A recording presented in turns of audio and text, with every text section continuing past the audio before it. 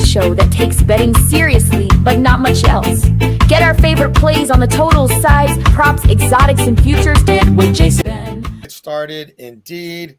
This is WannaBet. We thank you for tuning in as always. Let's see if I can do this right. That's Ben. Look at that, Ben. Old dinosaurs die hard. I'm Jason. This is WannaBet. We do this 7 days a week. We give you our favorite plays right now that we have spent a lot of time and effort conjuring up, putting together. You have no idea what gets left on the kitchen room floor, the cutting room floor that doesn't make the show. But we try to do it in a unique format. And unlike the mooks and freaks out there, we keep score. We're totally transparent. We're not bullshitters for the books. First, second, third down are three favorite plays that we made since yesterday's show. Because, yeah, there was a yesterday show and the day before that. 7 days a week. Fourth down's a bit of a catch-all. Could be a short, fourth and short to get you paid quickly. Could be fourth and long, a long-term bet that game won't be played for a while. A futures bet that won't pay off for a while. A long shot bet.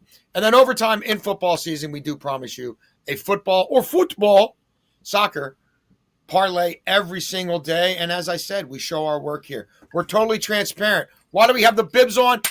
Because it was another. Oh, this mallet. Did you hear that, Ben? This mallet is flying. It's falling apart. I destroyed the mallet. We'll put it on the foil. You can hear it breaking. You can hear it breaking? A little bit on the, you could tell. I'll show you when we go back up. It was a 3 lobster night again. These are becoming regular. I told you guys lately with me, it's been feast or famine. But when we feast, do we feast? We pretty much ran the entire Monday night football table. Everything hit except for the Brashad Smith play we made. Hey, you can't win them all. But both our Rice plays hit. Our Mahomes 3 touchdown. Our Mahomes 2 touchdown, 250 yards, over 27.5 points hit. KC minus 9.5. KC to score 27.5 hit. A parlay that Ben and I put together on the fly hit. We crushed the NBA again because that's what we do. All of our picks, all of my picks, all Ben's picks, all of our buddy Eric Casilius at Fantasy EK's picks in real time in the Super Discord. If you're a Spotifyer, go to our Twitter feeds. There's a link tree in our bio. You click on that. It'll take you to the Super Discord. We love cashing for people there. Every time we make a bet in real life, we log it there. You get it, frankly, way before we get around to giving some of them out on this show. But wait, Ben, we both were in anguish at halftime of that game last night. But then the football god smiled on us. Nature was healing, and we cashed on the Chiefs all over the place. Yeah, I still finished down 0.4 units, but you killed it to get us the bibs. But also, like, at one point in the game, I mean, when we were texting, it's like, wow, this is not good. I mean, it was it was tied at halftime. Mahomes wasn't doing much throwing the football. And I was consistently looking at his live line, and it was high. And I'm like, well, they're expecting a big second half from him. I don't know that they were expecting that much because remember, I did give out 275 plus passing yards, which I thought for sure was cooked. And but that's what he could do against them. And we knew it. It just took him a little while to get going. There were some weird turnovers. Not enough touch on the pass to Kelsey. He threw it 100 miles an hour, which was a little odd, but yeah, they came through as we needed to. And yeah, like I said, it was down 4 cents. Derek White, I'm going to stay away for a little while. He looked awful against shooting. The shots were there. He couldn't knock anything down. And then we had Trey Murphy, 15 plus points. Edgecombe goes for 15 in the first half, and I'm thinking for sure that's going to cash. And Trey Murphy just could not throw it in the ocean. So those hurt us a little bit, but we did cash the parlay we put together. We cashed a few Mahomes props, Rasheed Rice as well. So it wasn't an awful night, but it could have been better. Yeah. Love putting on the foil beltway, Ben. You can bring us back if you don't mind. I know there's a lot on Ben's table. We are putting on the foil. We intend to keep this going. A lot of stuff I sorted through tonight. I'm trying to stay consistent here and not be so up and down. That's my goal. We love smashing the books. Couple of quick updates. The lobsters did not arrive, or I'd have one in my mouth right now as it was the 3 lobster show. It was Sharky's shark blanket that was delayed from his birthday present. So hopefully the lobster's here in the next couple of days. And Ben, good news is I got my phone out of Arabic, which is harder than you think because I had to go to a YouTube tutorial to see like how to change the browser on your Android. Here's the problem though.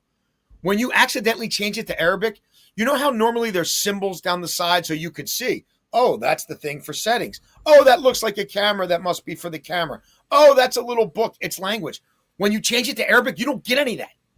And it's not like it's Spanish or Italian, and you can look at it and say, oh, I can see that's probably like idioma, like language. Like, no, it doesn't work that way in Arabic. So I had to go trial and error through every single one of them and then mess around with it. Good news is I got it to English. Bad news is I still can't figure out how to get the webcam back on my phone. I think I permanently dislodged it. I think you'll be able to get it. I don't know about me. Maybe you or Charlie, but I spent a considerable amount of time on it today. The fact that you were able to finally get your phone, I think I was so happy. I think one day at a time you're growing with technology, I would say. And that's just the first step. I mean, more importantly, that was the first step to get your phone back into English normal. Next. Right. So now somebody can help me maybe get the webcam back. Because they could understand it a little bit better. But I told you, YouTube is your friend. I told you, use YouTube. YouTube is your friend. It helped me there. It has not been able to help me do the second part of our project. Okay. Enough of our baloney. First down. I'm not going to say what I normally say because I'm on it, Ben. I don't have to ask that question. Let's go to the NHL. Who owned the Chiefs? Owns. We like the under in the Columbus-Buffalo game tonight. Under 6.5, just a standard minus 110 bet there. The Jackets are 5-2-1 to the under overall. Buffalo 4-3-2. Buffalo 3-2-1 to the under at home. Two Sabres games have gone over this 6.5 all season. They were both rivalry games against the Maple Leafs. We're looking at Toronto. I'm sorry. Yeah, they went over in the 2 against Toronto. Got to read my chicken scratch here. If you're looking at Columbus, 6 of their 7 games have gone under the 7 that would have to beat us here. I like the way these teams control the puck. Both are 9th and 12th respectively in expected goals against. 505. Columbus number 2 in the league in goals allowed. Now, Columbus's penalty kill stinks. Buffalo has an elite power play. However, Columbus is only the 23rd most penalized team in the league.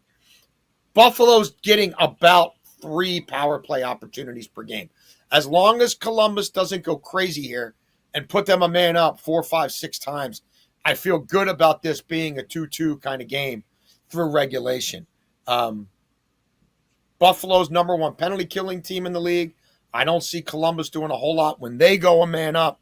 So there you have it. We like the under in this game. First down for you, Ben. I do want to start off by asking a question. Did you stay up? Now listen, I know you're a little older. I'll tell you what happened. Tell the story because I got to hear. I fell asleep in the bottom of the 16th. That's so odd. My dad fell asleep in the 16th as well. And it's disappointing. I mean, I get it. You're a little older. It happens. Me and my friend and a lady who sleeps in the casino were the last 3 standing. You stayed in the casino for the whole game? Entire game. You're nuts, bro. Yeah, well, you're young and you're dedicated and you are a true sports lover. Good for you. So there was 3 people left in the casino? Well, the casino. I mean, casino? At the the sports book part of the casino. Yeah, and then some workers. But we were rooting for the Dodgers. Like, there were a lot of people rooting for the Dodgers because I had the Dodgers live when they were down, and there were people rooting for the Dodgers, but they started trickling out, and then it gets to, like, the 15th, 16th, and I'm looking around like, oh, my God, nobody's in here. And then it's literally the 17th and 18th, and I stand up, and I'm like, oh, my, we're the only people in here. But incredible baseball game. I was happy that I was out because – it's rare that I fall asleep for games, but if I'm in my house, I don't know. I mean, if I'm laying down watching the game, however, like I was sitting in the chair there, like tired because it just kept, and I never knew when it was going to end. And then they throw Dave Roberts up there saying they might throw a position player. I was sweating. Yeah, how about the nuts on Yamamoto to go out of his way to tell the manager? I will always respect him. You have guys like George Kirby who say they shouldn't have to throw 75 pitches. You know he was going to get kicked on today. But Yamamoto said he wants the ball. And then Klein, who hadn't thrown many pitches in his professional career. So, awesome game to watch. Very fun. I was just wondering if you stayed up for it. I am 16 innings. My man, Freeman Freddie, hits the home run like I thought he would. And I'm all Freeman Freddie to win the MVP. It's not happening because this Ohtani stuff is from another planet. 8 times on base in a World Series game. It's from another planet. 2 doubles, 2 home runs, 8 times on base. Forget about it. and he's on the mound today, and we will be on him at the end of the show. But yeah, I mean, what an unbelievable series, and these two teams today on fumes. I mean, it's going to be something. It will. And the crazy thing about the Freeman home run, of all the balls they hit in extras, I didn't think that one was gone. I mean, everything was dying. Will Smith's I thought for sure was gone. There were a few that I thought were gone, but I didn't think Freddie's was. Happy it got out. We are going to Will Smith now. Will Smith is over this prop. That hand is just fine. Yes. Will Smith is over this prop in 6 of 7 playoff games. Right? He sat in the first series. Tell him what it is. Tell him what it is. Yeah. Will Smith over 1.5 hits, runs, and RBIs at -125 for the Spotify or Apple podcasters. Over 1.5 hits, runs, and RBIs at -125. Last night he didn't go over, which is shocking when you get 6 to 7. He was hitting the ball hard. At least through the first 16 innings, the 6 at bats that I saw. Right, and he struck out a few times, but the one ball did. It was gone. They were talking about the stat on the screen, the exit velocity and launch angle. That's a home run 22 times out of 23 or whatever they said. He's 2 for 3 against Bieber in his career. Not a lot of guys in this Dodgers lineup have seen Bieber. I do expect Smith to be comfortable at the plate like he always is. He comes through when runners are in scoring position. He's one of their most consistent hitters. Now, you always have Ohtani. You always have Freeman ahead of him. Betts has not been swinging it super well. Did have a base hit in extras last night that I thought would be the difference, but it wasn't. Yeah. Between those 3 ahead of him, though, Smith is going to come up with somebody in scoring position. We're going to get to Ohtani's walk soon. Schneider basically made it certain that he's walking at least once tonight, maybe more. We'll get to that in a little bit, but I do think Will Smith comes through with a runner in scoring position at some point. You don't have to rely on the home run or bust with this lineup because guys 7 through 9 get on base. Kike Hernandez gets on base. I mean, everybody in this lineup gives them the ability. They're good with runners in scoring position. They're good at moving guys over. The Dodgers always produce, and Will Smith, who's gone over 6 of 7 times this series or this postseason, I do expect it again today. I don't know if it's always this way, Ben, but it looks pretty cool to me. Like your backdrop and my screen almost match up. They like do. The one apart.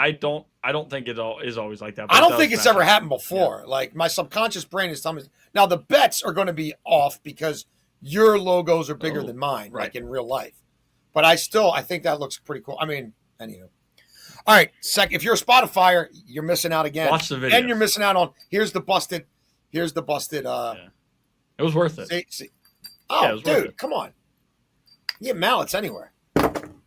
Maybe one day we'll have sponsored mallets. All right. That would be it is or it isn't.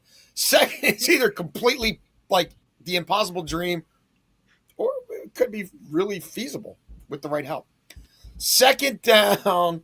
We're on this game a couple of different ways. The old two-way souffle.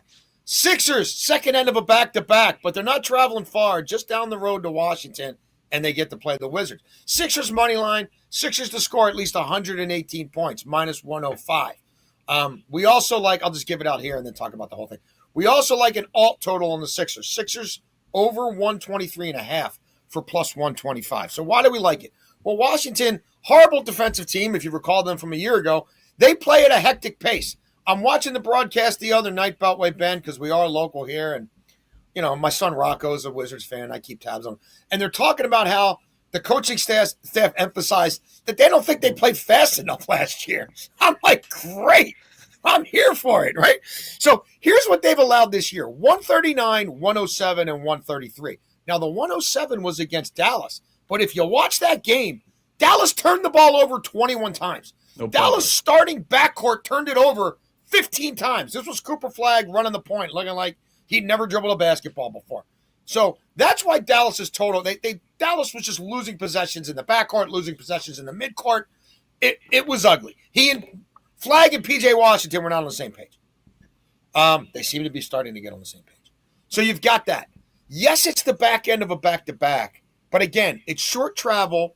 It's a team the Sixers like beating up on. And Embiid did not play last night, Beltway Ben. And it sounds like from what I'm reading, I haven't talked to anybody. From what I'm reading, I hate when people say it seems like there's a pretty decent chance they get the 20 minutes out of Embiid tonight, which is going to help their scoring. Oubre, pencil him in for 18 to 20 against his old team. And I love what I'm seeing from Maxey and Edgecombe. Now Grimes is just the sixth man coming in, chucking up threes, which the Wizards can't defend. Philadelphia scored 136, 125, and 117. Philadelphia turned it over 15 times on Saturday night against the Hornets. Ben and I were in the building and still scored 125. So That's where I am on that game. Second down, Ben. We're going to the NBA as well. We're going to go to the Thunder prop for their matchup. SGA over 4.5 rebounds at -120. Kings are allowing the fourth most rebounds per game in the NBA. And a lot of that is to centers and power forwards. I get it, that's tough. Sabonis is the type of matchup that will drag you out and will pull some of those bigs out. SGA is always aggressive on the glass. Now, he's not over this much this year. He's over just once, but he's been right around this number in every single one they played. They're going to play good defense. There's going to be a lot of long shots. I mean, we know Sacramento. Zach LaVine shooting logo threes and shooting it from deep with the pull-up jumper with DeRozan. I do expect there to be a lot of opportunities for SGA to grab boards. And to me, the number is just a little low for me. I think he could get to 6, which we will get to in overtime. But 4.5 is a number I feel comfortable with the ability for Sabonis to take the bigs out, SGA to pop in a little bit. He's aggressive, trying to grab boards when he can. And you always have the opportunity with a tap out or anything like that with rebounds. So I do like SGA over 4.5 rebounds at -120. I like it too, Beltway Ben. I like it too. Third down, we're staying in the NBA. Beltway Ben, I don't know when it was over the weekend at some point. And I'm like, I think I'm just going to start betting Greeky Freaky triple doubles. I'm wondering how they're going to price them because I've watched a lot of the Bucks. He is on the ball, is Giannis, all the time. Feels like even more than ever.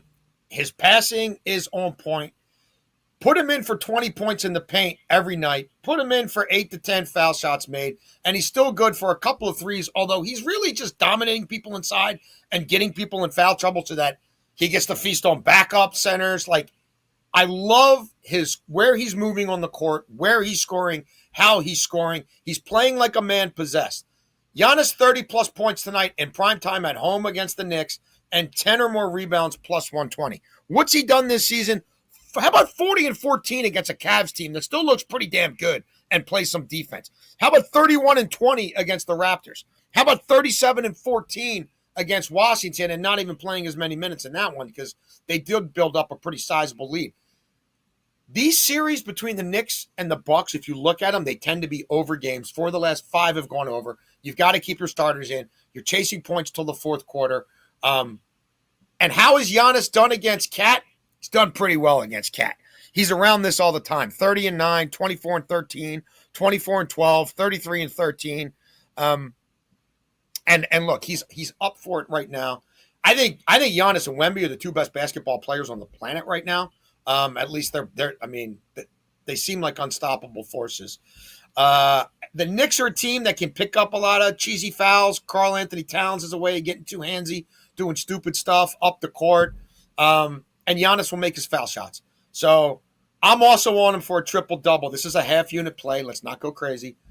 There's Choppy. You're missing out on the Chopmeister if you're a Spotifyer. Kisses for Choppy. 412 you can find this at on a Giannis triple-double. Again, last time out against the Cavaliers, 40, 14, and 9. If the threes are falling, the assist will be there. The part of this I'm worried about is the assist. But, man, he's on the ball a lot, Ben, and he is facilitating as well as finishing. Third down for Beltway Ben Hall. Third down, we're going to go to an NFL play early Thursday night football, the Baltimore Ravens versus the Miami Dolphins. We're going Isaiah Likely over 20.5 receiving yards at -110. I think we're going to be on him a bunch of different ways the more I look at this matchup. And Vegas, to me, I've been looking at the anytime touchdown, Beltway Ben. I'm right there with you. It seems like they think he's never caught a touchdown before in his life at this point. I am right there. It reminds me of Andrews this time last year. Remember, Andrews had the accident and the slow start, and Andrews didn't have any touchdowns his first 6 games. And then there was a primetime game, and Andrews had 2 in the first half.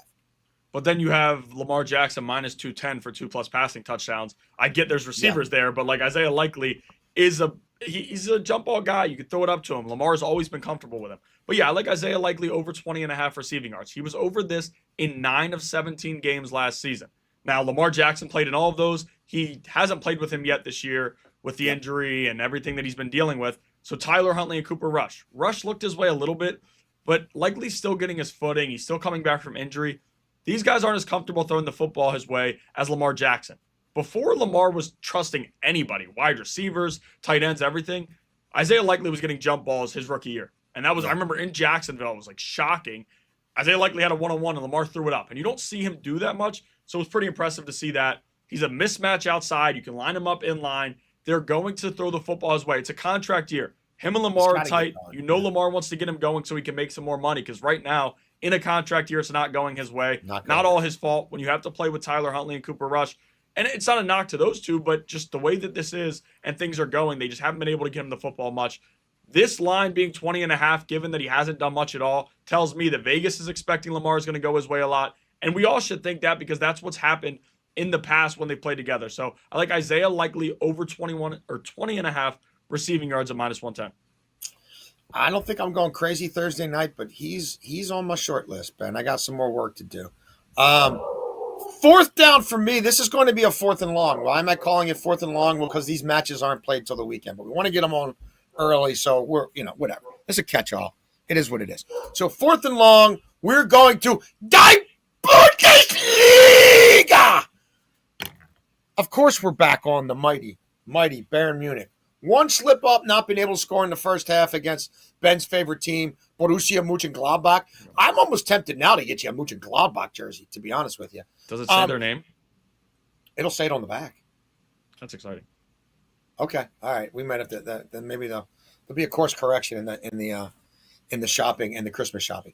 So here's what we're on: the mighty Bayern Munich to score at least 3 goals in their match against Leverkusen, which is a big match in the Bundesliga. They're 2 Champions League teams. It's another chance for Bayern Munich to distance themselves from the pack. And in the Heidenheim versus Frankfurt match, and if you watch this show regularly, you know we like Frankfurt overs. Crazy shit happens in Frankfurt matches. Over 2.5 total goals. So why do we like it? Well, okay, Bayern's played 8 times in the Bundesliga. They've scored 30 times, 34 total goals in 8 games that Bayern's played. You do the math. Bayern has scored at least 3 goals in 7 of those 8 matches. The only one they didn't was the Dortmund match. That was 2-1, where, again, go just look at expected goals in the first half. They should have had 3 in the first half. Like, Harry Kane didn't score last week. Harry Kane only played 60 minutes. I don't think Harry Kane's playing in the midweek Pokal match, basically the FA Cup of Germany. So he's going to be as fresh as he's ever been. He ain't going 2 straight matches without scoring. We'll be on Harry Kane later this week. So I'm very comfortable with the 3. Heidenheim versus Frankfurt. Okay, Heidenheim's conceded 16 times in 8 goals. They're in 8 games. They're bottom of the table, -9 differential.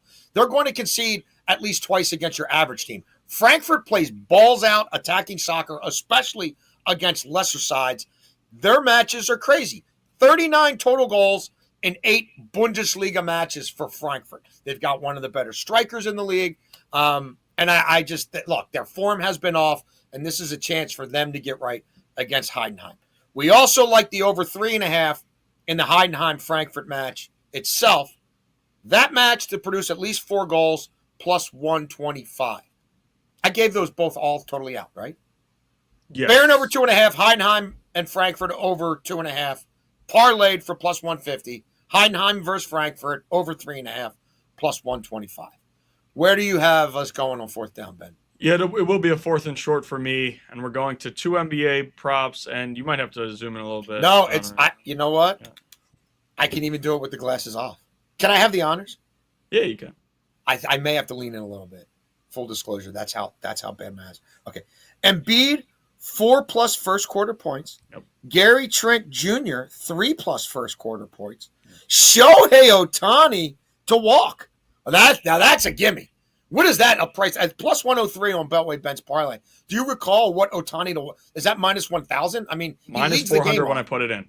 Minus 400 when I put it in. And I'm surprised it's not like minus 700. Well, I also put these together before I got in here, and I'm curious to see what the numbers are at now. But he was plus 125 to walk twice, which I wanted to give out as well as a 1-unit play. I don't know how the guy does it. I couldn't believe when I saw it. His walk number, and this is why you have to shop early in the morning. If you go on these apps early in the morning, you can find it a much better number. I'll have to see what it's at after, but I would play him at 2+ walks at plus 120. If it's still there, it was plus 124 when I saw it. Do they walk him to start the game? Do they walk him to start the game? I mean, I'm not joking. He does not. His home run rate soars when he pitches. Yes. So if you're avoiding the home run, don't you just walk him to start the game? I don't know. Yeah.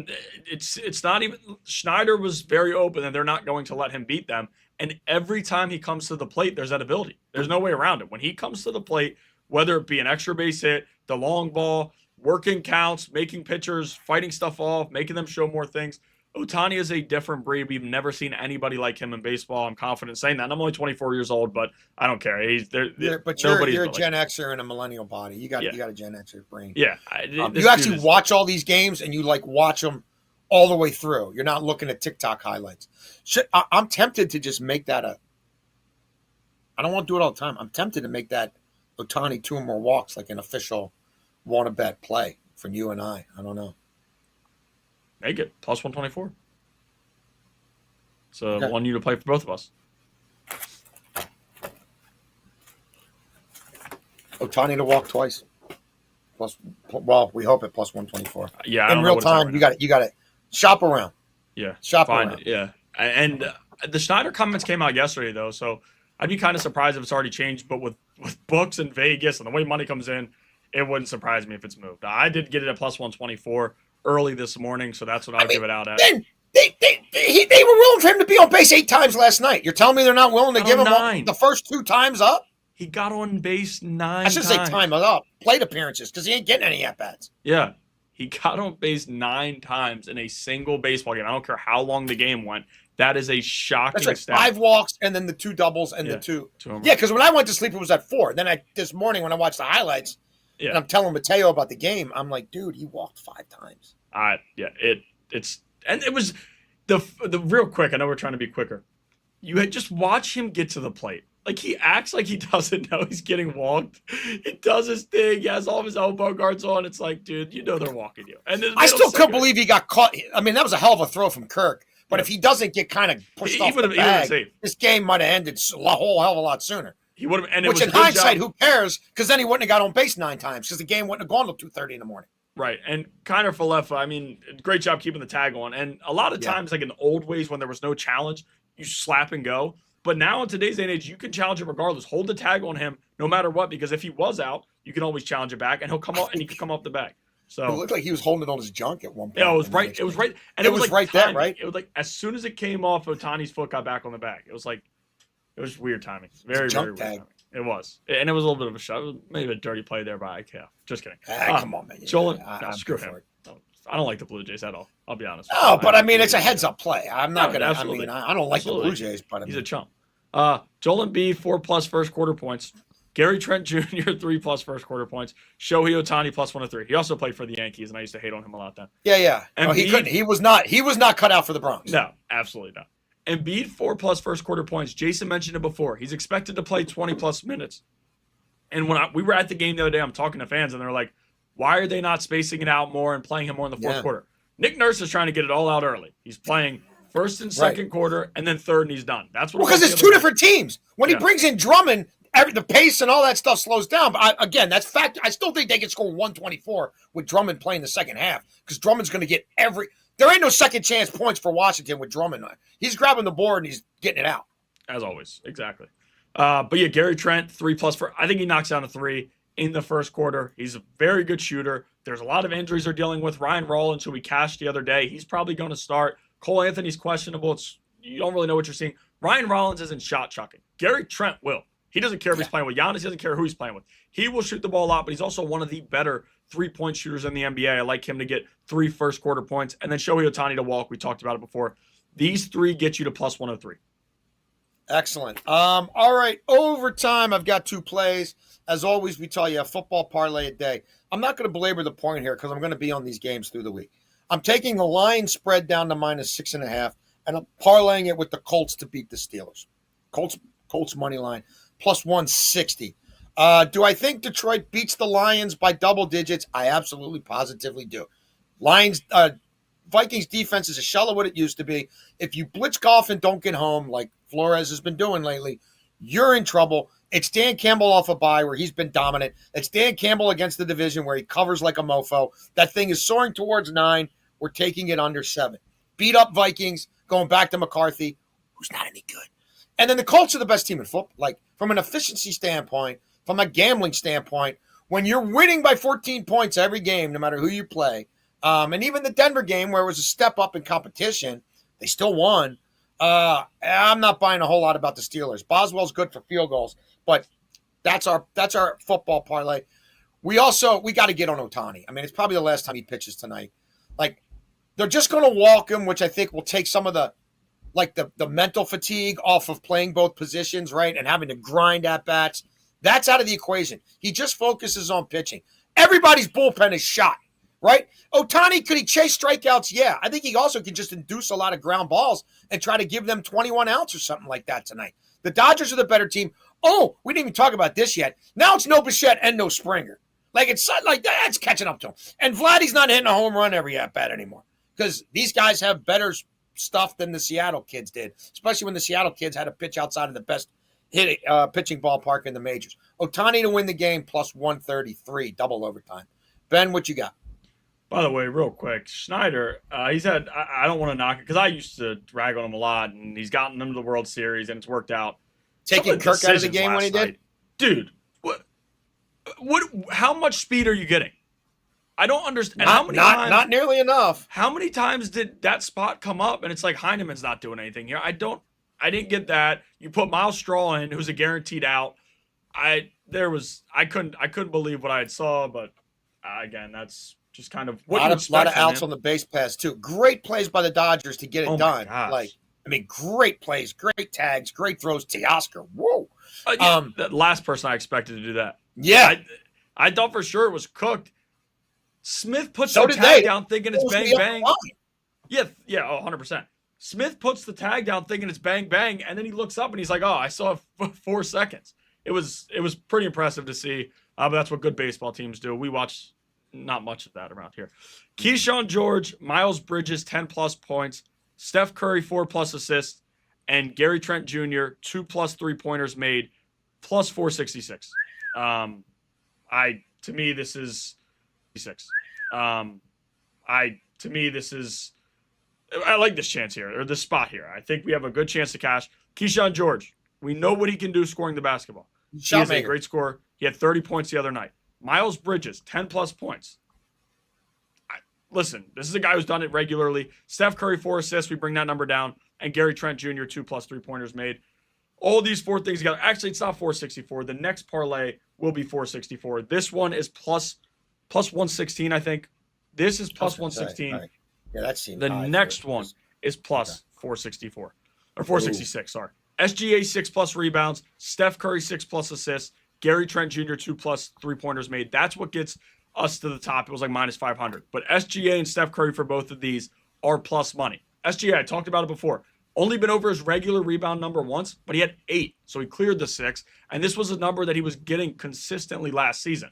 Now, Chet and Hartenstein have been more aggressive on the glass. They've played more minutes early in this season. I still think SGA is going to get 6 tonight. If he goes over the 4.5, which we gave out as an official play, 6 should be no issue. Steph Curry, we're also taking that number up. We see a lot of assists that their opponents give up. Steph, I mean, you know what he's doing. There's going to be a double team. You're going to be sending guys at him as much as possible. There should be a lot of assisting opportunities for Steph, as there always is. And that's going to be a late one. The Clippers, that's going to be a super fun game, super late. And then Gary Trent, 2-plus three-pointers made, plus 466.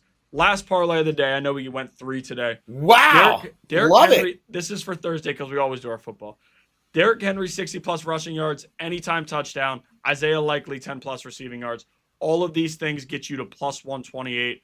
Isaiah Likely should have no issue getting 10-plus, as we talked about before. Lamar Jackson being back helps Derrick Henry that much more. We also saw what Patrick Ricard did out there and how much that changes things. He's going to score a touchdown. He was well on his way for 16 last year. This year, it's been kind of all over the place, but it's not all on him. When you have your number 1 quarterback and one of the best blocking tight end / fullbacks in the NFL, things change. I think he gets it there. So again, Derrick Henry, 60-plus rushing yards, anytime touchdown. Isaiah Likely, 10-plus receiving. Love it. We've gone a little long again today, guys, but we're excited because the streams actually works and we didn't have to redo the show 5 times like we had to do all weekend long. Beltway Ben, let the people know why we're literally smashing Mallet. Oh, there it goes. There you go. Last night, I like to sweep the board. Pretty much did. Sorry we lost on the 30-plus receiving yards for Brashad Smith, who didn't get a single target. It happens. Everything else we gave you last night, NBA, whatever. In fact, if you're in the Super Discord, we were on some NBA plays and some other stuff that hit, like the over 8 in the MLB game. We didn't even have to sweat. Bunch of other winners that were in the Super Discord, because every time we make a wager, me, Ben, Eric Casillas, we put it in the Discord. If you're a Spotifyer, again, go to @JasonLogin4, @BHJournalist on Twitter. It's in our bios. You click, the link is right there in our bios. One of these days, I think Thursday, Ben, we might have to go early because we got to do the show from Gambrels. Okay. Maybe a little earlier. I don't know. We'll have to talk about that. Tomorrow, though, is Wednesday, right? So just the normal 10 a.m.er? I mean, yep. Noon? Yeah, noon. You want to bet. We want to bet. We love 3 lobster nights.